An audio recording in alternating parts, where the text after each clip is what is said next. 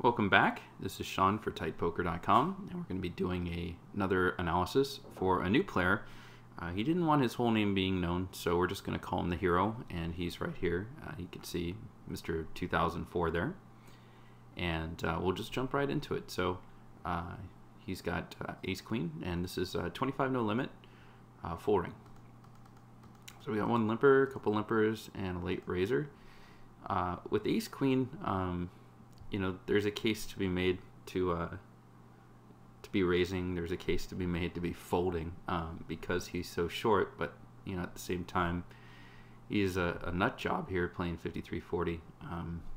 This is kind of a tricky spot because this guy's a 38-0 and this guy's a 64-7. So I think if you raised it to 775 and just got it in, you're going to get probably two callers, which is, you know, maybe not horrible, but I don't think you're probably better than a coin flip, even against, I don't know, against the field. This is a tricky spot, and when it comes to some things like this, you know, ace queen playing it out of position, flatting just doesn't seem to be too great an option. I might let this go, but let's see. And again, to the viewers, I have not seen how this hand, you know, plays out or what they have.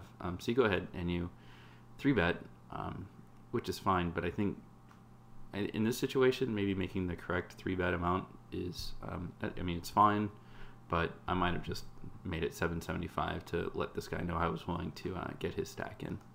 But he folds, and then he'll predictably raise, and you call. And so he shows ace-10. So you were ahead, and you were playing against his range, so I don't have a big problem with it. Not at all.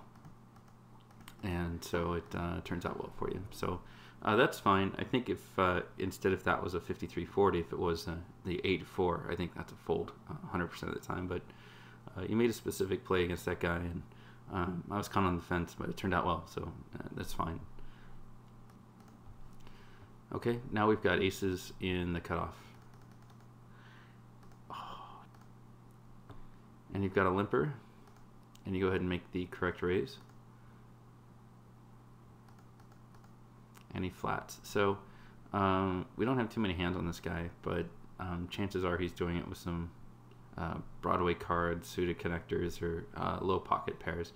I mean, when you play 25 and even 50 no limit, full ring, you'll see guys limp call pocket pairs. I mean, it's a quick, easy read. And so it's a good flop for your aces, and it's time to bet for sure. Good job. And he flats behind, which is really weird. So it might be something like a draw, something like even king queen, maybe some sort of suited, like, you know, 87 suited for hearts. So we'll see. 4 comes. It's a pretty good card. And he checks, and you overbet the pot, which I don't understand. I guess you're willing to get it in, but there is a chance he spiked a 9. I don't think a guy like this has jacks because he would have raised pre-flop. There's a chance he has 4s, and then you're ahead of everything else. And he shoves. So I don't know if you had a specific read on if I overbet, this guy will shove over me with inferior hands, but I really don't see how this is going to add up to anything good because he's going to call you and shove over the top of you with everything that beats you. 2 pair hands like Jack 9, well, that's a boat. Or even just, you know, set of 4s, which would make a boat, or any 9, you know, something like Queen 9, who knows, 10-9, that's a definite possibility.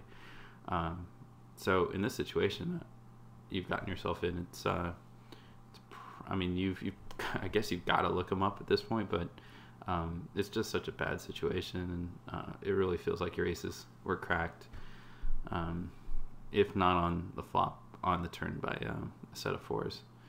So you go ahead and make the call. Aces are pretty hard to get away from this time, and I think another pottish size bet would have been appropriate, like 5 to 6. And if he came over the top of you again there, the alarm bells really should have come off, and that's a really tough decision. But you know, people hit sets all the time against aces, so it's just something to get used to. And he does show the full house. Tough hand though, tough hand. All right, pocket 3s. The button limps. And you check. And you hit your set. The check raise here, yeah, it's pretty appropriate. I might have just went ahead and let out even, because you have two people behind. One's in position. He's probably just going to raise you call if he has absolutely anything. So the check raise gets called by, I think, quite a bit of hands. Draws any sort of pair.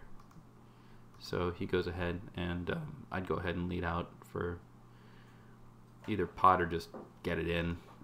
Instead, you bet really small, which I really don't like. This player's already shown quite a bit of interest in the pot. He limped pre-flop. You check raised him, and he didn't go anywhere. So we know he has something, and it might be some sort of, you know, maybe a weak ace or a weak queen that he paired. And he goes ahead and raise you, and now it's just get it in, which you don't necessarily. You left 20 cents behind. That's just a small little error, but just make sure next time when you've got the nuts to get it all in. And he unpredictably folds, which is just super weird. But I think you could have gotten him, you probably could have gotten him in if you maybe approached it another way. Maybe not, but it's definitely not poorly played. Just keep in mind things like that when you're in a hand and you're showing strength and the other guy isn't going away. It's a good time to get the money in when you've got such a strong hand. Pocket kings on the big blind.